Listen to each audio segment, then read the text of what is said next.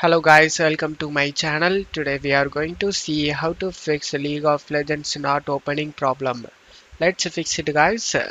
Method 1, you just need to right click on the League of Legends and select properties. Select compatibility tab and check mark disable full screen optimizations and check mark run this program as an administrator. Now select change high DPI settings. Check mark this override high DPI scaling behaviors. Click on OK. Select apply and OK for save changes. Now you can launch the game and check if the problem solved or not. If the problem not solved, let's move on to the method 2 guys. Method 2, you just need to right click on the League of Legends and select open file location. Go back to write games. Double click on the League of Legends. Now you just need to select the config folder and log folder. Just right click on both folder and select delete it.